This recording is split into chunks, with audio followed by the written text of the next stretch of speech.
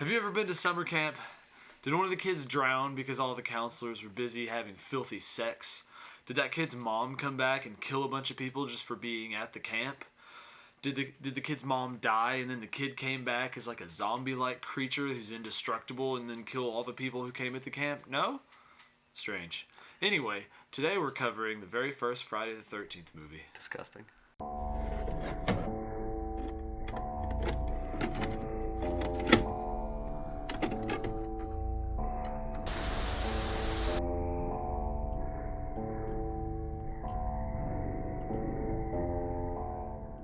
Now, while this is a B movie, that's not really our motivation for doing it because it's kind of boring. We didn't really want to do it. But This is really boring. we want to get to Freddy versus Jason. And in order to do that, I feel like we need to cover all of the movies leading up to it in chronological order. Even though So that's what we're doing according to a list on Letterboxd we are following.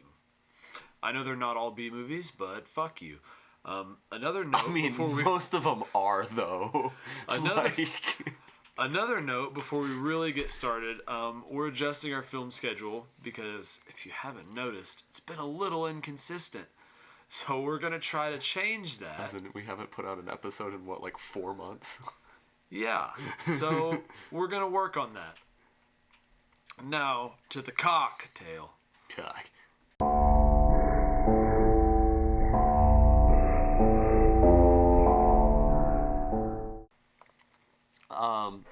This is supposed to look like lake water, and I was adapting a recipe I found, and it did not look how it looked supposed to, but we got it close enough with some food coloring. So it is some coconut tequila, 1.5 ounces, and then about 3/4 of an ounce of creme de cassis, which is like a grape liqueur, I guess. And then I did just a dash of bourbon. And then topped it up with some lemonade. And it tastes like lemonade. It tastes like lemonade with coconut at with the a end. hint of coconut. It's pretty good, it's very which you palatable. wouldn't expect it to be. It's very palatable. But it did take alcohol. some blue and yellow food coloring to get it to the color that it's supposed to look like. It's one of those drinks that old people drink and they go, "Oh, that's dangerous," because you can't taste the alcohol.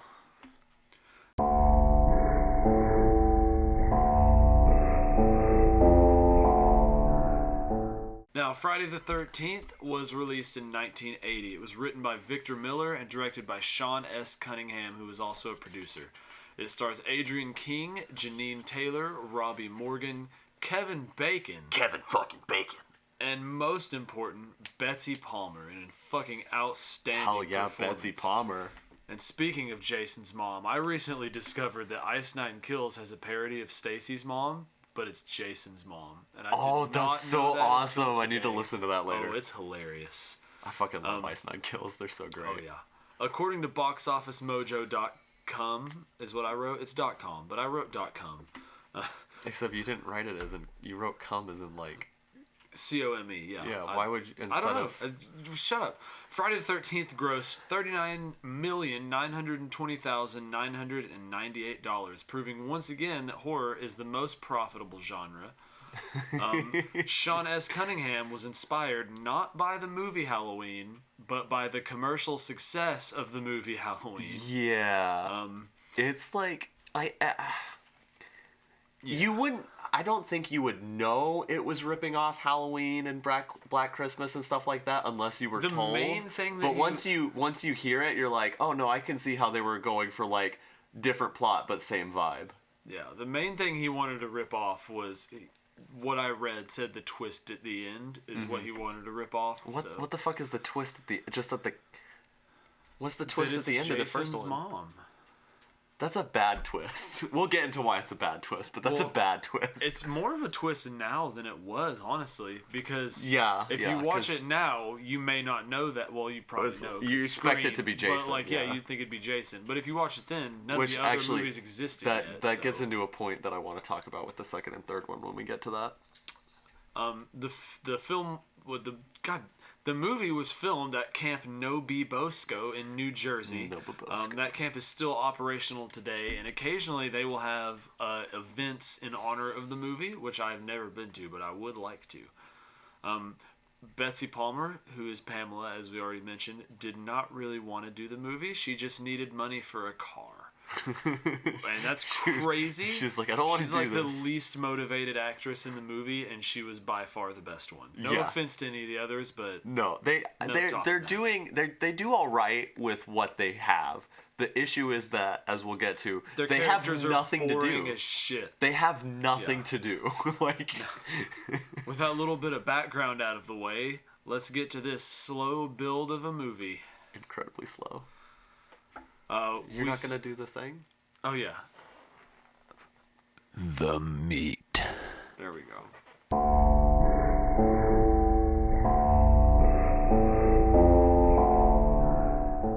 Alright. I don't have my notes pulled up. Don't worry, I can start it. I told you I took really detailed notes this time. Okay, we start on a group singing at Camp Crystal Lake in 1958. We get a POV shot of some sleeping children. I'm pretty sure you're wrong. No, we don't start in the group, but we start hearing the group. We get No. POV I know. shot. I think you're wrong about the year. I'm pretty sure it's supposed to be 59. No, it's 58. I made sure I rewound it and double checked. It's 58. Oh no, you're right. We see you're the right. I'm a year. yeah, fucking yeah. I thought it was supposed to be 58 and 59, but no, it's 57 and 58. We'll get into what I'm talking about. We get a first-person shot of some sleeping children. And then we finally see the group that's been singing and they're in like the main cabin or like gathering hall or whatever you want to call it. Yeah. They finish their song. Two of the counselors sneak off to go do sex to each other upstairs. Which they, unfortunately for them, don't even get to. Yeah. And then the killer, Pamela, we're not avoiding spoilers because this movie came out in 1980. Okay. So you should see it by now. So... Should I get into this now, or should I wait until later about it being Pamela? I mean, it's not revealed yet, so you could wait. I'll wait. We'll call her Pamela, and/or I just refer to her as the killer in my notes, even though we know it's Pamela. Yeah, you shouldn't. Don't worry. Spoilers are ahead for this movie that came out in 1980. I think it'll be more suiting if I talk about the fucking infuriating part of this at the end. But you see her point of view, and she walks in on them doing the sex. Well, about getting ready. They're making out and undressing. They're not. No, they're not even undressed yet. They're just. Well, she has to button up her shirt when she gets to the top of the stairs.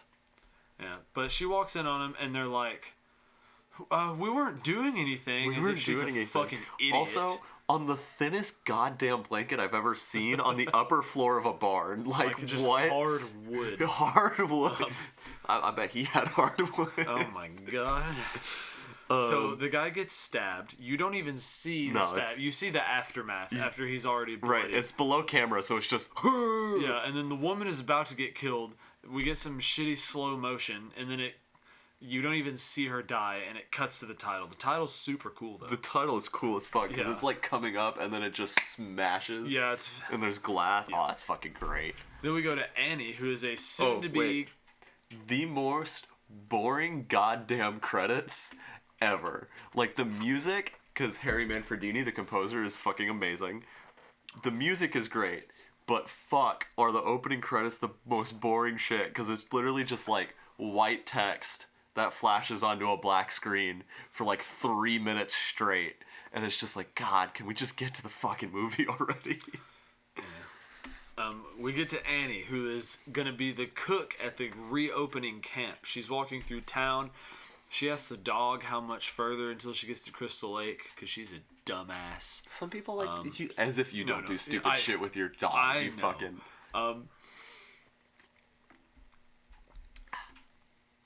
I just confused myself by my notes because I wrote her name at the top and then I wrote at the bottom, I don't remember her name. You fucking... She goes into like a diner place. She asks them how much further it is until Crystal Lake, and they all look at her. Oh yeah, they're like bewildered. Like, what the fuck is wrong What with are you doing? Why are you going there? And then they offer her a ride after referring to it as Camp Blood, the first time we hear this in the movie. Crazy Ralph comes by as they're leaving. Fuck yeah, Crazy Ralph. He warns her about the death curse. And I feel like and then he rides away on his goddamn bicycle like a fucking... He's so awesome. Every time he shows up, he's just riding his fucking bicycle everywhere. I feel like he could look crazier. He definitely could look crazier. So the guy helps Annie get into his truck by just Full completely on. groping both butt cheeks He's like, and pushing her in like it's unnecessary. Oh yeah. He talks about all the stuff that happens at the camp or that happened at the camp. For Right. some reason, lists the in reverse order. Right. I He don't talks. know He why. mentions there's 2 kids murdered in 58, which spoiler alert is the 2 kills at the beginning. A boy drowned in 57, which spoiler alert you find out later is Jason. And by later I mean the end of the goddamn movie. And then he's like, and then there's a bunch of fires, and the water went bad in 62. So eventually you find out later basically that all of these things are Pamela trying to stop the camp from opening back up because Jason was dead and she was all upset about it. I just said that as if her fucking child dying traumatically was like no big deal. That's not what I meant. Yeah. And then after telling her about all these things, he just keeps telling her how fucking stupid she is. She's like, you kids, you're so dumb. You're so dumb. All you idiots. fucking dumb kids. I don't know why you guys are opening this place back up, you fucking dumb idiots. He really lays into her, it feels like, Yeah. specifically. He drops her off at a cemetery because he said at the beginning he couldn't take her the whole way. Right. And then we cut to some weird banjo music, which seems It out is, of it place. is really out of place. And we see some of the other characters driving in. Just a With strange Kevin choice. fucking Bacon, and I forget which other, because there's a guy and a girl, but there's multiple guys and multiple girls, and Kevin Bacon's the only one I can keep track of. I refer to him as Kevin Bacon. I don't remember any of the other characters' names. I think his name is Jack. I went back. When I was taking notes, I went back and wrote down everybody's names accurately, except for his. I think his character's name is Jack, but I just call him Kevin Bacon because it's Kevin fucking Bacon. Yeah, that feels wrong, but yeah, Kevin Bacon and his nose, and then the other guys, they come in. We see the iconic Camp Crystal Lake sign, and then we see a mustached man. Fucking and you know porn what? stash. Okay, but the thing is, like a few years ago, if you saw a guy like that in public, you'd either think like, oh, he's dressed a little weird, or like, he's a little fruity. Now it's just normal. That's just how people dress now. He's got fucking shorts, like he's got jorts on, no shirt, fucking porn stash and whatever he's got going on with his hair, and then he's trying to like hack out a stump, except he's like fully bent over, like back 90 degrees to the ground, going like this, with like just trying to chop it like the weakest way possible. It's like, dude, you're gonna fucking hurt yourself. What are you doing? I try not to judge people based on their style choices, but like mullets are popular now, and that's wrong. So whatever. I then wrote when all the people are meeting each other, I wrote 80s hairstyles are bad because they are. Yeah. And then Alice is like fixing some gutters or something, and Steve comes up. This is where they hint that they used to be in a relationship. Steve just starts looking through Alice's like drawing notebook without permission. Which the fact that she's an artist never comes up after this scene in the movie. Not really. The next time, you know what? The next time it comes up, the opening of the second one, and it's literally just like some drawings she's done of Pamela. And her trauma. Like, that's it.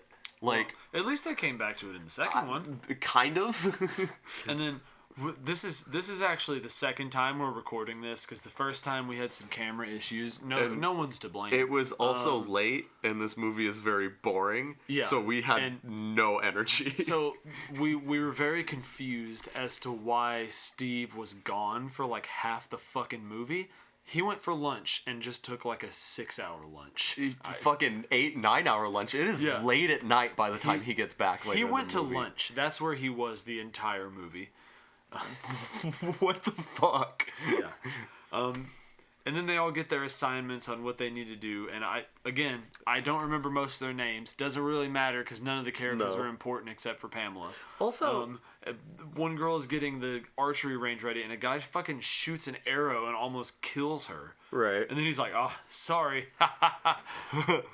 So and then she's like, she's not like mad. She's like playfully mad, and then like flirtily chases him after the fact. After he almost murdered her. Right after he almost killed her, and it's just like, you should be full of rage, not like, oh, you're so stupid. Like, silly guy, you almost killed me. What the fuck are you doing? Yeah. Oh, wait, hold on. So much of this movie, I want to talk about it now. This movie sets up what will essentially be the vibe for the next at least 2 movies, right? Which is people wandering around empty rooms, empty buildings, empty like just woods by themselves with like creepy camera shots as nothing happens for like 10 minutes straight as they're just wandering alone around such and such area. And then if anything does happen, it will be a weapon appearing out of nowhere on a fucking out of nowhere held by an off-screen killer, and then the person dies, and then that's it. Yeah, and then like, you don't see them again until like the end of the movie usually. It sounds blasphemous for a horror fan to say, but the first few movies they're fucking boring. I legitimately thought that these would be at least fun to watch.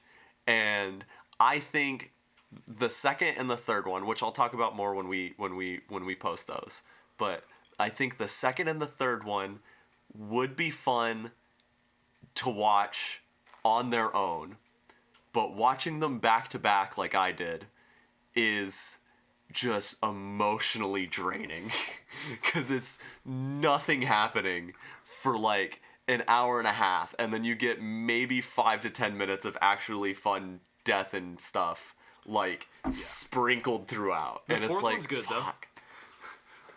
Well, I haven't watched the fourth one yet. We'll see when That's I get good. to it. But So then we go back to Annie. She's still hitchhiking. A Jeep drives by real fast, but then it stops and lets her in. Sorry. It also looks it's like the exact same make, model, and even color as Steve's Jeep. Porn Stash, as I like to call him. It's the exact same. So it's supposed to be like a red herring because he like just left, to get lunch, and now this person's getting picked up, right? So like, oh, it must be Steve. Yeah, and you don't see the driver because it's actually the killer who isn't revealed until the very end of the movie. And is not. And there's Steve. a lot of exterior shots of it driving, and I tried to watch really close to like see if you could tell it was Pamela. You cannot. At least I couldn't. Right. I mean, I'm sure some people probably could, or at least would say they could and lie.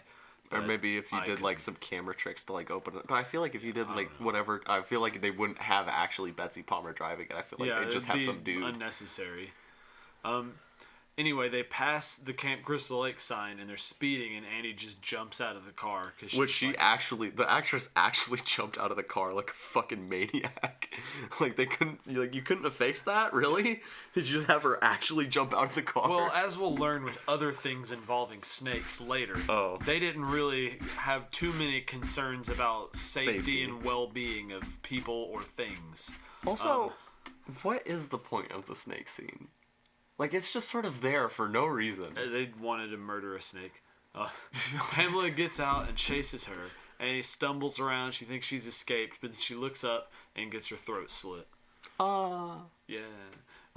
Then we go back to the other group. They're swimming, and Pamela's watching you, as you know, because you see from the first person view. It's and a lot of killer POV in this movie. Yeah, I don't like that actually.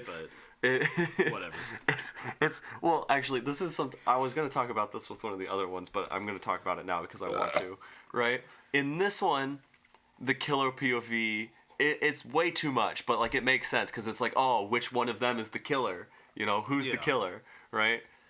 And then the second one, it makes it's still way too much, but you're like, oh, who's the killer this time? Because you're not expecting it to be like they like hint.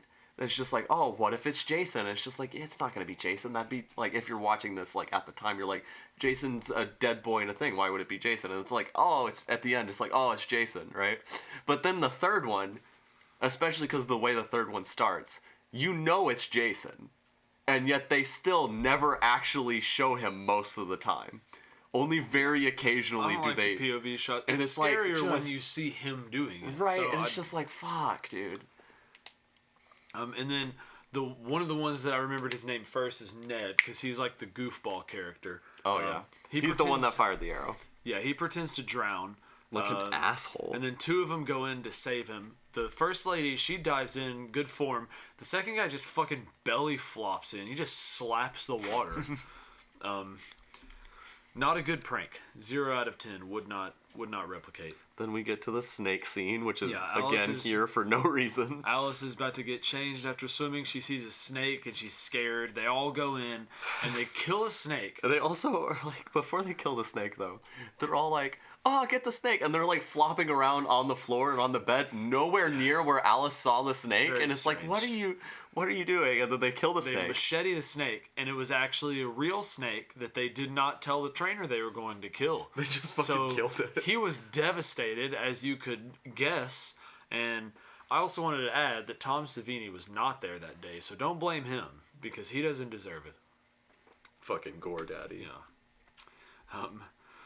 And like you said, I made a note. They fucking destroy the room before Right. they even touch They're the just snake. They flopping rip around. up They're pillows like, and throw everything God. around. It's awful. Oh, there's a snake. And I guarantee they all left and they're like, all right, Alice, you clean that up. And then nothing related to this ever comes up ever again. Yeah, it's, Ever. and Like it's they just kill a snake and then even- that's it. That's the end of the scene. Before knowing that was a real snake, it was kind of like that scene bothered me more than any of the people dying. I Right, don't know I was like, why. why- It was just like jarring to see. What, you didn't need to kill the snake. Yeah, like they could have just grabbed it and thrown it outside. And also, from a narrative and filmmaking standpoint, what is the point of this scene? There's no character development going on. Like, there's just a snake, and they freak out, and then they kill the snake, and that's the end of the scene. Like, it doesn't need to be in here. Why would you not cut this? And I'm also wondering, like, the guy didn't know that they were gonna kill it. So, do they generally send scripts to like animal trainers and stuff? Because if you had a script, you'd be like, okay, so we need like a fake snake, right? Right? It's like, you guys are gonna have a fake snake, right? And then they're just like staring at him, grinning. Because if that's the case, that's so much more fucked up. Right? That they would have lied to him Yeah, they're beforehand. like, no, your snake is fine. We got a fake one. Yeah, it's fine. It's fine. We're definitely not gonna kill it. What? Huh? Yeah. I didn't say that. So after the unnecessary snake scene, we go to Ned. He's dressed up as a Native American when a For police no reason. Yeah, For just to no be reason. racist, because racism was okay in the 80s. It's still Police okay now officer- if you trust our politicians. Yeah. Yep. A police officer pulls up. He's immediately confrontational and angry Right? for no reason. He's also okay. You'll find out in a second that he's here looking for like Crazy Ralph to make sure he's not like being crazy, I guess. Right? Yeah, but I he's wrote- like immediately comes up. Is like, "Are you guys smoking weed? Yeah, and I also bet you have weed. You're a teenager. You definitely have weed." Yeah, and also like, he's whoa, looking. buddy. He's looking for Ralph because I guess being insane is a crime. Apparently. I mean, all he does is ride around on a bicycle going, "You're all doomed. Yeah, like he's a little You're weird. all doomed." Like, He's a little weird. Buddy but, needs like, he needs a therapist. He doesn't need a cop coming to fucking track him down. Like, what? I'm sorry. I'm trying to pull up. There we go. Is that it? The wiki Yeah, it's just a nice thing to have up. So if we need to reference something, that we can that we just missed in our notes. switch over real quick. Yeah, that's probably smart. And then Kevin Bacon goes over to the fucking cop thing. He hears someone talking on the radio. He picks it up. He's just about to gonna fucking talk to he's the just gonna person talk on on the the cop's radio. and the cop as is if just that's like- something that's okay to The do. cop just gives him a look as he takes it from him, like, "Dude, what the fuck?" Like, I feel like he could at least tase him. Right? Like, what the fuck are you doing? Then the cop said, he's talking about something. He's like, we ain't gonna stand for no weirdness around here. That's crime They're too. just Apparently, chilling being out. weird. Also, what's really crazy, right, is all of these people were hired by Steve Christie, right, Pornstash, because he wants to open the summer camp back up, and it's supposed to. I think it's like implied or said through dialogue or something that like they're like a big like well-to-do family in this area.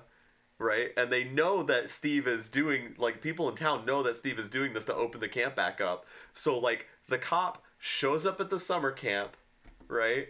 Looking for a guy that he knows goes around telling people at the summer camp that they're going to get killed at the summer camp. And then is surprised when people are at the summer camp? Yeah. Like, what? He's like, "What are you doing here?" Like, dude, what the fuck? It's fine. We just ignore that. We just got to get to the fourth one, and then we'll enjoy them for like 1 or 2 movies. Yeah, before it gets bad again.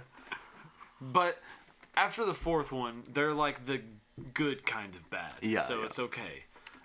And then I noticed when the police bike is pulling away, there's not like a siren on it. It doesn't look like a police bike. It just has square stickers on it that say police. Yeah. And they're not even. So they probably just stuck them on. He probably just bought a Halloween costume. Just some crew member's bike that they loaned to the production. Jesus Christ, dude. You better cut that out of the video. Next we go to Alice. She's doing dishes, and then Crazy Ralph was fucking at the camp. He's just hiding in the pops out of a closet. And he's like, I was sent by God. That's Crazy you Ralph. You have to leave. And then he goes outside, right? And first, she's like, who are you? What are you doing here? And it's like you literally just got connection. No, yeah, you just got finished talking with the cop about how Crazy Ralph is gonna come around talking about how you're doomed, and you're like, who's this crazy guy talking about how I'm doomed? And then he gets on his bicycle and he bikes away from the camera, and the camera see him again. The camera just holds on him for too like long, 2 full minutes of just him riding away on his bike. I feel like they just needed to fill the runtime because that's an ongoing thing. There's a lot of shots in this movie that are just like stagnant shots, and you're like, okay, cut to the next one. Let's cut to the next one. Cut to the next one. Come on. Cut to the fucking next. Yeah. This is an hour-and-a-half movie. I think if you actually edited it properly, right, like cutting out the snake scene, making certain shots way shorter, right, I think you could probably get this movie done in 45 minutes. At least you could take 30 minutes off of it. Right. It's so long. There's a lot of weird, too long shots. So next we go to... We should do that. We should re-edit the movie and make it better. I'm not gonna do that. Let's make sure it's still recording. It should be. It just, if it's recording for so long, it'll go to the... Yeah, it still is. Okay. So next we see Ned. He's just wandering around outside, because that's what people do in this movie. They just wander around with no purpose. Right. He sees Pamela outside of one of all the cabins. Of the movies. Yeah. He sees her outside of the cabin. You can't really tell it's her. She's obscure. It's just like a generic back of person walking into the cabin. Yeah, and then she goes into the cabin. Oh, and then also... Kevin Bacon and a character named Marcy are just like making out, and Ned looks sad because I guess he wants to also fuck and he's not invited. He's just watching him like a weirdo. It starts to storm, so Kevin Bacon and the girl go inside, and they do it, and that's all we need to cover because sex scenes are mostly unnecessary. It's such an unnecessary in horror sex movies. Scene. There's no reason, and this one, like, it's not. It just shows it's just a close up on her face for 90% of it. Right, and it's also uncomfortable, and I did not enjoy. It's also watching just like cutting back and forth between them fucking and like the other people playing strip Monopoly. There's in the, a lot like, of the main cabin. Unnecessary things. It's like you could have just hinted at them starting to have sex. Yeah, and then had the strip Monopoly, and then have them be done with sex. And then after a never-ending shot of the woman's face. It goes up and you see that Ned is dead on the top bunk. Yeah. Another off-screen death in this franchise of movies known for its gory deaths. Also, right, which is fucking crazy because it's known for its gory deaths, right? But like this, I'll talk about this more in the second one because that's where it starts getting really bad.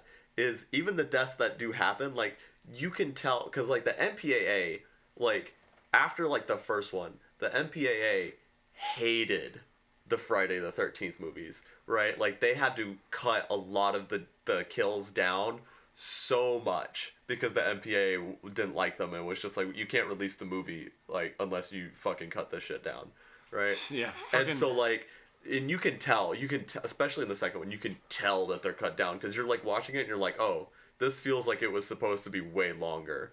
Wait till they fucking see Terrifier 3. Right, but anyways, like it's the series is known for its gory kills, and yet it's really not that bad. Well, you know, to be fair, we are also desensitized not in the 80s. Right, we're desensitized, but also like Terrifier. It's not even watching this. It's really not that bad compared to like the first Kill in Nightmare.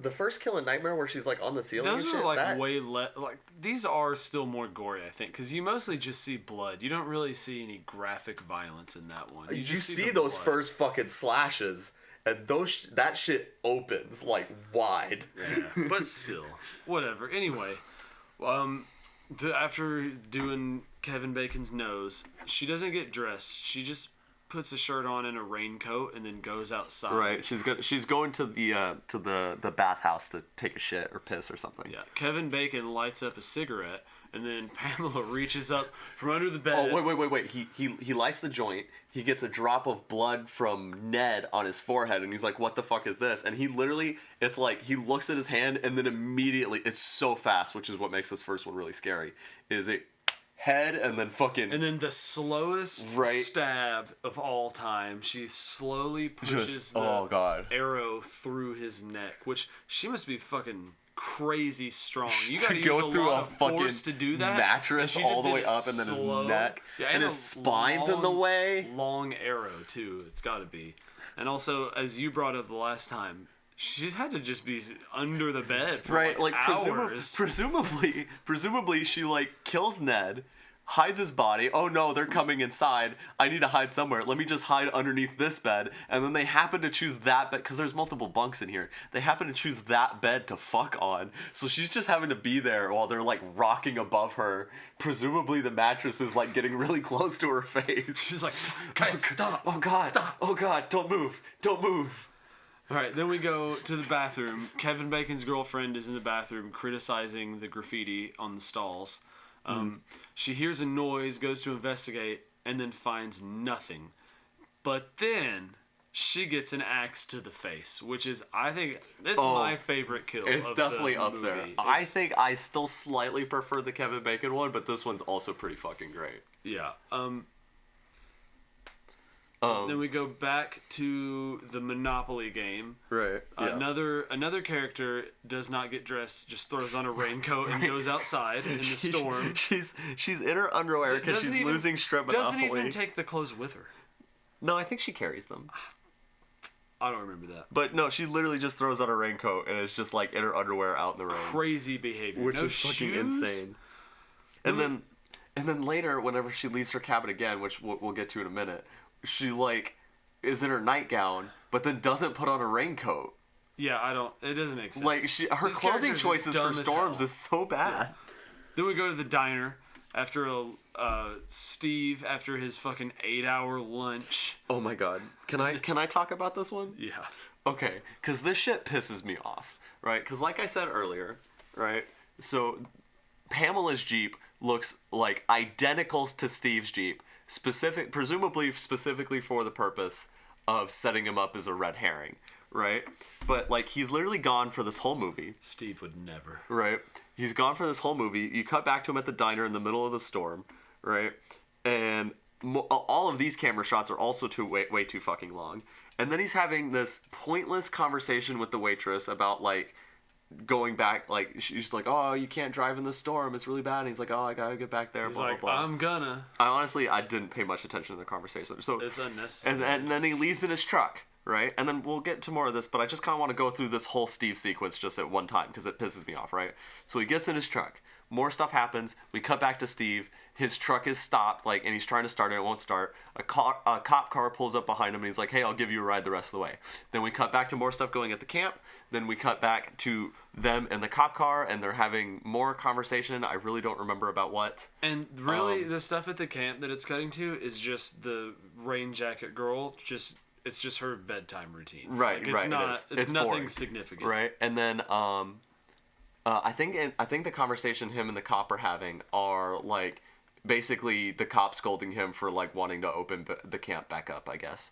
But anyways, so the cop gets called on the radio and is just like, oh, I can't take you all the way, I gotta drop you off, I'm getting called to this emergency, right? And then we cut back to more stuff at the camp. Then we cut back to Steve and he's like walking up to the camp, and then there's the killer's flashlight, and then Steve dies, which we'll go more into detail later. I always though associate like the flashlight scene with Steve. For some reason I don't know why. It's like 90% of his role in this movie. That's the most memorable thing about the movie. Right.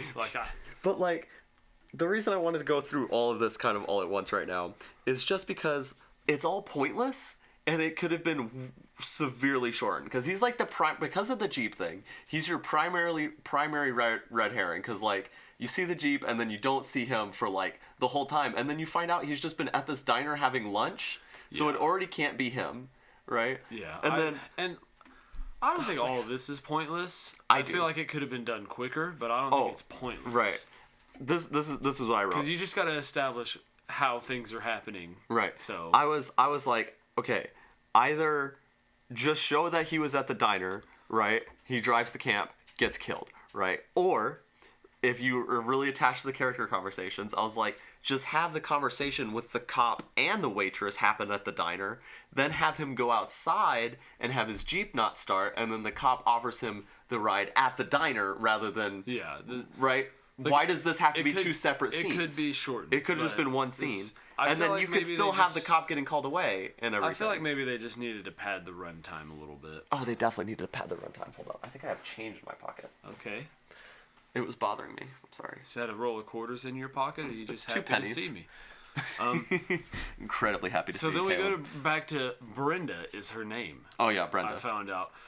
She is lured outside because she hears a voice calling for help. She goes to the archery range, and then the floodlights just turn on. The first time I watched this, I didn't even... I was like, I didn't hear the help me.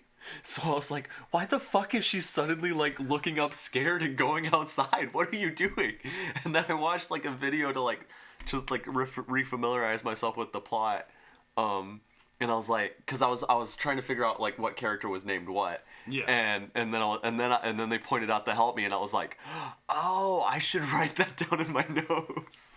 Because I had no idea why she was going outside at first. I was like, what the fuck is going on? What are you doing? I'm paranoid. I know it keeps recording, but I'm just making sure. We should definitely check how much it's charged when we're done filming this one. Yeah. We're getting close to the end, I think. Oh, yeah. Getting close. Oh, my God. All right. I'm so close. This is where my notes stop because I could not stay awake. And so I had to finish watching this movie on my phone in the morning where I could not take notes because I was watching on my phone, and my phone is usually what I use to take notes. So also, my notes stopped. I watched the rest, but my notes stopped. So. I also want to say that this is probably sacrilege, but when I was watching this to take notes, it was really late at night, and this movie is really boring, and a lot of these shots are way longer than they need to be. So I did kind of skip through a lot of it. And, like, if I was just like, oh, that's, like, a conversation happening, or this seems like it's important, then I would, like, rewind, like, you know, a little bit back to the start of that scene, you know? Yeah. But, like, I was paying full attention until right here. Because, like, I have really detailed notes for the whole thing. It's incredibly detailed. And then I just... This is way more detailed than you normally are. I could not stay awake. So I went to sleep. So this is where you take over. Yeah. This shit is boring as fuck. All right, but don't worry, for Nightmare on Elm Street, which is going to be our next one, all the way through. No problem staying awake through that. So, like we were just saying, killer POV watching Brenda in the cabin. She hears a help me and goes out in the rain in her nightgown without a raincoat, even though she walked to her fucking cabin or to the bathhouse in a raincoat, but no. Also, that's another pointless scene because right after Marcy gets killed in the bathhouse. Whenever Brenda goes to the bathhouse, there's like a lot of creepy shots before she gets to her cabin. There's a lot of creepy shots in the bathhouse of like the killer watching her, I guess, or something. I don't know. But then nothing happens. Literally nothing happens. And then she goes back to her cabin, and then she hears the high-pitched help me, and she goes out in the rain. Also, unrelated, her nightgown is really ugly. Yeah, it's just saying. It's very ugly. It's an old grandma nightgown. Yeah. It's not what you would expect on a fucking teenager in the 80s. Anyways, so... She goes to the archery range, and then the lights turn on, and she's like, what's that? Who's there? And then it cuts away, and spoiler alert, she's dead. She gets killed off camera, too.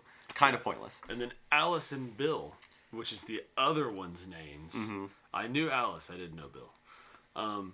They go outside to investigate. Oh, wait. First. You're skipping. Sorry. You're skipping. You're skipping. My notes stop. Alice is alone in front of the fireplace in the cabin. And Bill is gone for some reason. I don't remember where he went. Probably taking a shit. Probably. But anyways, he comes back, And Alice is just like, I heard Brenda scream. And he's like, it's just the storm, but the range lights are on. And then he goes, checks the window, and he's like, but they're off now. Oh, something weird's going on. Like, it's so stupid. And then they go out to look.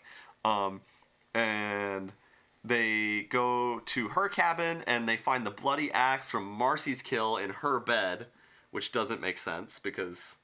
Well, unless they also use the axe to kill her. I was going to say, maybe that's implying that she also died from But the then axe. Why take it back? Because her body, they don't find her body there. I didn't write the movie, so why take the axe back? It's kind of pointless. Don't ask me. And then he already went over the Steve check all stuff, the places, but and this is they're where nowhere. you see Steve die. Yeah, this is where you see Steve The power goes out. Bill goes to check on a generator. Right. And then, since my notes stopped, I'm looking at the Wikipedia page to follow along. This fucking part. Right, so Bill goes to fix the power, and like Alice, he's like, you should try to get some sleep, because she's like about to pass out on the couch. And then it's him checking the power, and then it cuts back to her, and she wakes up suddenly like, oh, Bill, right? And it's just like, oh, she needs to like go outside and look for him, right? Right, because you don't know how long it's been since he left. You're like, oh, he needs to go outside and look for him. And then she gets up and she goes to the kitchen, and you're like, okay, you're gonna go look for, you're like gonna grab a weapon and go look for him, right? And then she grabs a pot, and you're like, oh, is that going to be your weapon? And then she starts making coffee. And she spends 2 goddamn minutes of screen time making coffee before it finally cuts to her out in the woods with a flashlight looking for Bill. Like, you just woke up, and you're like, oh, I don't know how long it's been. I need to check on him. He's not back yet. But let me first make some coffee. Let me make some goddamn coffee. Probably like also, midnight is what it is. Really slowly, too. Like, she has no hurry whatsoever. She's like walking, like strolling through her house. Like, it's like, what the fuck is going on? This movie's never been praised for being realistic, so. No, it hasn't. So she goes to the generator room, and like the door is like open, and she's like, oh, he's not here. And then she leaves, and then shuts the door behind her, and then she turns around, and you see his body like pinned with like arrows to the door. Yeah, this is where it really gets good. It's a haunting image, but it also doesn't make sense because he's suspended above the ground by these arrows. So they would definitely, like, it's not just like the tips in the wood. They would have to be going through the door, and so you should have seen them sticking out on the other side of the door. Like, even if somehow Alice missed it, the audience should have seen them sticking out on the other side of the door. No one ever said this movie was logical either, so... That's just the same thing you said a second ago with a different word. Know, a bigger word. So, no, actually, realistic is a bigger word than logical. Yeah. So she freaks the fuck out, and she runs back to the main cabin with like the kitchen and everything. And then it's another way too fucking long scene of her like closing all the shades and putting a bunch of shit in front of the door. And then she like grabs, I think she grabs like a knife or something, and she fucking she like backs up into the thing and is slowing down a little bit, and you're like, I say slowing down, that's, I mean like in tone it's slowing down, but really this whole thing's been slow because she's like taking forever to barricade the door. Yeah, and let's make this clear. This doesn't mean we don't like the Friday the 13th movies or we're not fans of Jason. It just means we don't like this specific one. It's a thing of I like them. I think these would be good movies to have on like during like a Halloween party, you know. But, like, just objectively speaking, from a critical standpoint, they're incredibly boring. At least these first couple ones. Not all of them. Just some like, they have good scenes. Even this one has good scenes. It's just there's a sea of monotony and nothing going on in between all the good stuff. And it is still necessary for the rest of the movies to watch. Right. So, you have to suffer like the rest of us. Right, exactly. So... she barricades the thing and it's just like, oh, everything's closed up. And then Brenda's body gets thrown through the goddamn window. And so she's like, Brenda, ah! And then like freaks out for like 30 seconds, which again, forever. And then she has to immediately unbarricade the front door. And then that's when she runs out and we meet the killer. Who is it? The only character that's not dead, and you also haven't met up to this point, fucking Pamela. Yeah, so right? It's not real.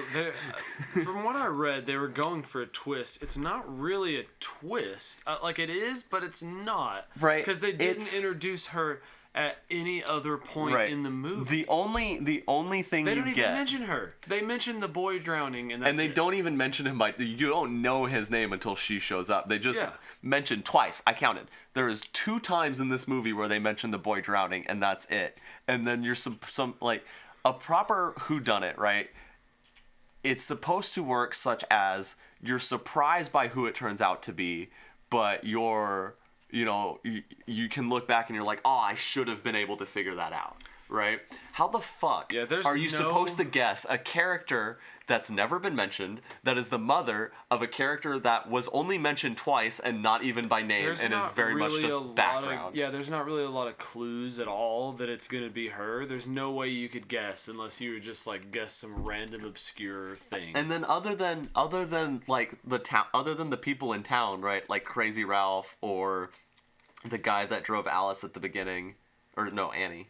Which one's which? Annie, yeah. Alice the one is that the drove. main one. I don't know why they gave him 2 names. With A's, You're right. So the person who drove Annie. Other than that, like all of like the main like camp characters, everyone's dead at this point. So like, how the fuck? And then also, it's kind of like the first ever like proper like modern detective novel was this book. The murder, the murder at the Rue Morgue, I think, something like that, by Edgar Allan Poe, right? It's an Edgar Allan Poe novel, right? And it's the first ever like detective story, like kind of partially influenced how Sherlock Holmes was written and stuff. And the murderer ends up being a fucking orangutan, right? How the fuck are you supposed to guess that?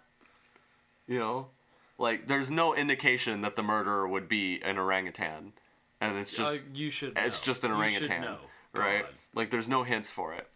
And this is the same way. Like there's no hints that it's gonna be Pamela, and then it's just like, oh, shock, it's Pamela, and it's like, fuck you, like what? And to be fair, you don't know she's the murderer immediately until she starts. You can guess, but it's like a new character that you haven't met out of nowhere. Because Alice mistakes the Jeep that she's driving for Steve's. Also, there's that, and then also. She says, I'm a friend of the Christies, and then whenever Steve died, he's just like, oh, hey, it's you, what are you doing here? And then he gets stabbed below screen.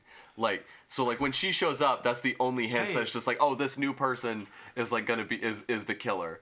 Other than the fact that it's a new person. I think it would have been better if when she came up to kill him, he was like, oh, hey, you, friend of my family. Right? What are you doing here? She reveals that boy who drowned was her son, Jason, and today is his birthday. It's his birthday. She blames the death on the counselors who failed to supervise him because they were busy having filthy sex. They were fucking. And he died. They should have been watching him. I was making food. I was the cook here, And it's like, no, we don't know. We've never met you till just now. Yeah. Where was he? Where were we? Also, shout out another Ice Nine Kills song. I don't know the name of it. There's a Friday the 13th one, and it's really good. Is it Caleb just taking a shit? Is that what it's called? Thank God It's Friday. That's what it's called. Thank God It's Friday. It's such a good song. Thanks, Courtney. It's one of their few songs that doesn't have explicit lyrics, but it does have, because it samples the monologue that she has here. That's why this reminded me of it. Oh, that's kind of sick. And when she says, they were out having filthy sex, you hear, So I thought I finally found an Ice Nine Kills song that I could play at work. No, I can't. No. What was I gonna say? That being said, this part with Pamela, with Betsy Palmer, is like the best part. The primary good part of this movie. By far. By the time that it actually gets to her chasing Alice around trying to kill her, I think that part of it drags on a little bit. But this first part of her it's like the theme of the movie is dragging on too long. Right. This first part of her getting quote unquote revealed as the killer is easily the best part of the movie, entirely because of Betsy Palmer's performance. She fucking knocks this shit out of the park with what is really realistically not great writing. So, one of the things I read, I didn't verify this because I didn't include it in my notes or anything, but apparently she came up with a backstory for Pamela because she's a method actor, which that sounds really cool if that's true. I, again, didn't fact... If you want to go through the rest of the movie, I can actually fact check that right now. Okay. So, she talks about killing the kids at the beginning, and that it's her that's, like, been trying to keep the camp from opening every time someone tries to open it back up.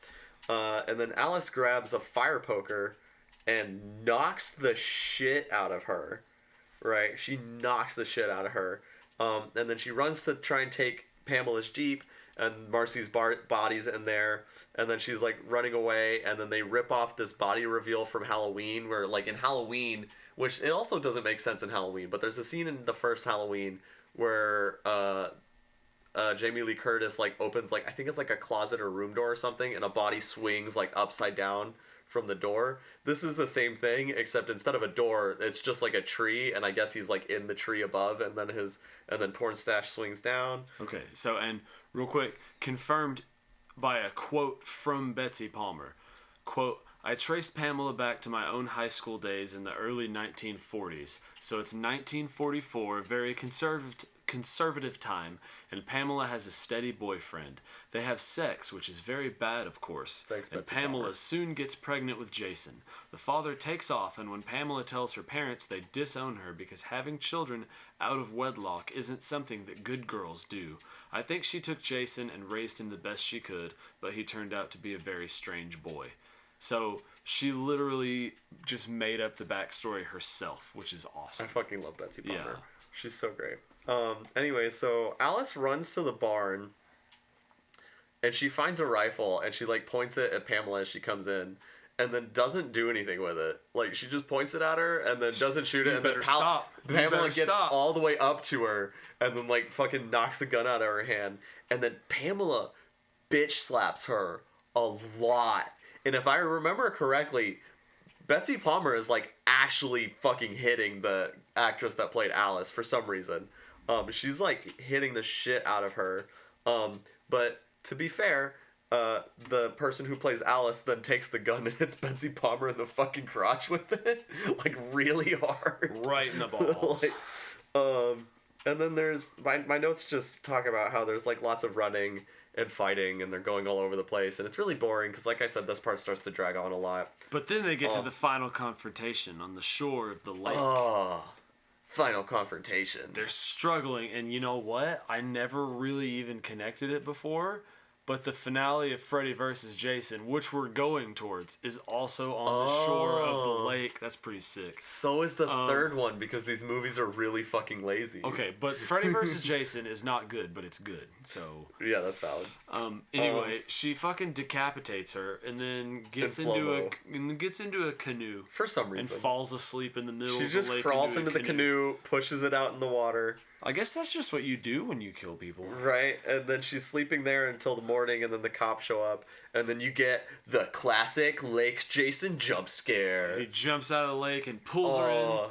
Then she wakes up in a hospital, and she's like, is the boy okay? And they're like, what the fuck are you talking about? And he's just there was no boy. He's still there. I've always been confused by this. Like, it doesn't make any sense. Yeah, I don't know. I don't know what else to say. It especially doesn't make sense with the second one. But, like, the only explanation... Like, even with the second one, is just, like, this one, you're like, it's definitely a delusion. But then, like... But it's, like, a maybe. And then the beginning of the second one happens, you're like, no, that has to be a delusion. Because he's, like, an adult in the second one. Yeah, it's not the best movie. Yeah. Okay. Now it's time to take a look at what the public thinks of this movie as we search on IMDb and Rotten Tomatoes. I personally prefer IMDb, but yeah, Rotten Tomatoes is the more popular one, so we'll look at both.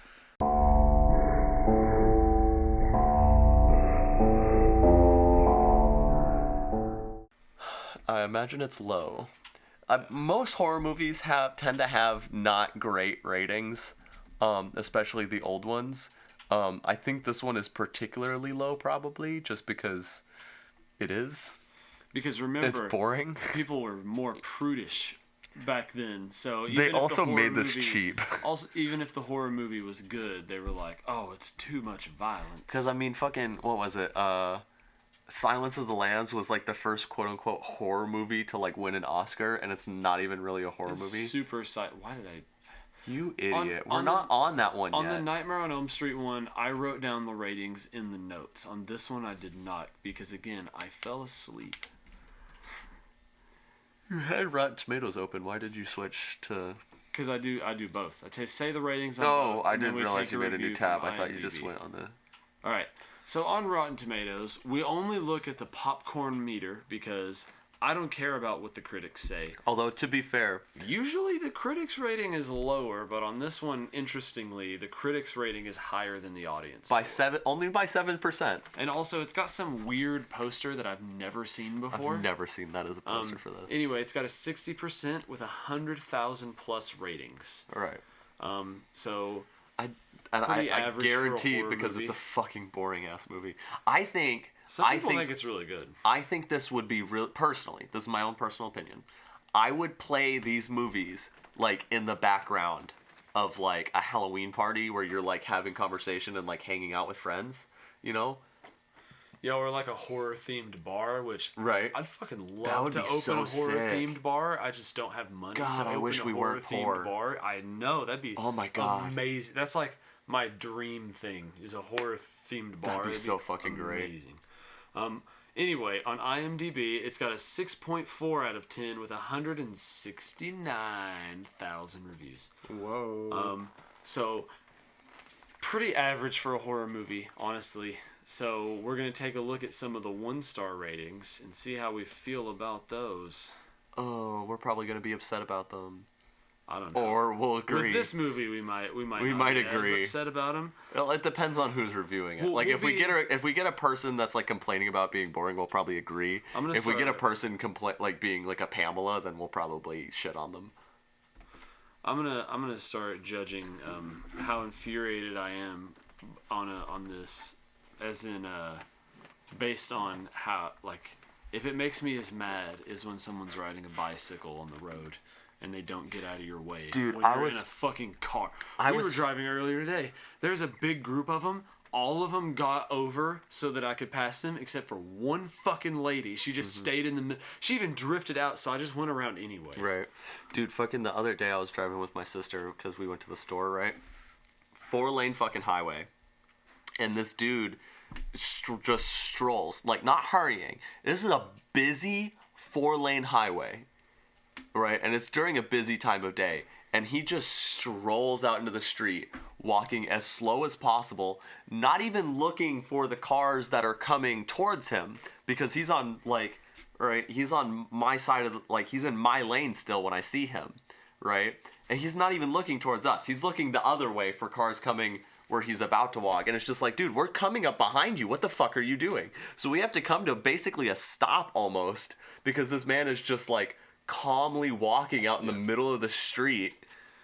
I was so pissed. Yeah, it's infuriating that you think that you feel like it's okay. That person driving that fucking weapon, I can just, They'll stop. yeah.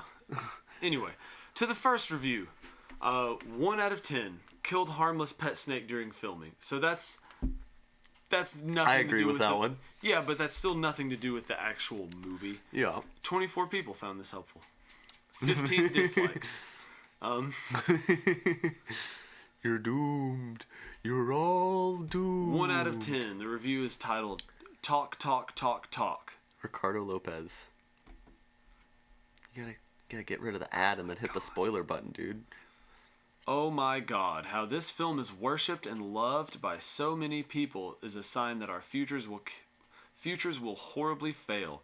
The whole movie is sex talk, sex talk, kill, sex talk, sex kill, sex talk, kill, sex talk, sex kill. First of all, there's one short sex scene and it's not We agree. graphic. We It's agree. unnecessary. It's unnecessary, but like, there's way worse. I wish this movie was sex talk, sex talk, kill, sex talk, sex kill, sex talk, kill, sex talk, sex kill. I don't. Like, it would be more interesting if it was. And how such fit and healthy teenagers can't fight or run from a middle-aged woman is just unrealistic, no matter her weapons. Well, I mean, most of the time they don't see her. Yeah, also, I totally thought she was super old in this. On Rotten Tomatoes, like, this movie not is that certified. old when this came out. Well, when I first She would have been in her watched it- 40s. When I first watched it, I was a lot younger, so I was like, "That's the oldest woman I've ever seen." That's valid. On Rotten Tomatoes, this movie is certified fresh by critics, but how can that be No, it said isn't. about What? such pointless waste of film? Any normal human being with insight can see that this film is nothing but a money spender. It is definitely Sorry, not certified fans. fresh. It has a 67. I mean, most of the reviews are pretty similar to that, so we don't really even But need also- to read more because they're. That guy's just blatantly lying. Generally We the just same. looked at the Rotten Tomatoes one. It's got a 67. Yeah, That's not certified. What the fuck are you talking about, certified fresh? Oh, it's got a higher score than Happy Gilmore too. I don't agree with that. Okay. Sinners is at 97. Hell yeah. Don't even know what that is. What? All right. What? Dude, you. Oh my god, you're Now an we embarrassment. must ask the question: You're such an is embarrassment. it scary? No. No, it's not. It's not at all. It really isn't. Maybe scary to like a very small child. It's scary in parts, like the Marcy kill and the Marcy kill and the Kevin Bacon kill are pretty scary because they're like alright, fast, you know, alright. and they're brutal. So you may be asking, where does this rank on our scale of scary? We actually already covered that the first time we tried to record this, and we decided on a 2, which puts it in 6th place. We've done 7 movies total. Well, after the next episode, we will have Technically done it's- 7 movies Technically, it's in 5th because it's tied. total. Yeah, it's tied for 5th place, but we'll leave it at 6th. Right. Just because it makes the list make more So sense. that makes our list right now. Toxic Avenger is at number 7 with a 1. Friday the 13th is at number 6 with a 2. Eden is also at number 6 with a 2. Just because we watched Friday 2nd, right? That's the reason it's 6 and not 5. Is because we Also, watched it I after. did auto order based on the score, and Right. it just put that one lower. So Oh, I bet it's going by alphabetical. yeah, Chud, 3.5. Demonic Toys, 3.5. Creep, 5.5. That's And the not next one alphabetical. will not be revealed. No, it's by the rating. Oh, They probably did these 2 by alphabetical since they're both the same. right, but Shud and Demonic Toys are both the same, and they're not alphabetical. Fuck you. It doesn't matter. It just doesn't make sense. Yeah, We're they are. stupid. Yeah, they are. No, they're DC, you Shut up. fucking idiot. Fuck you. All right. So Friday the 13th from 1980 has been binned.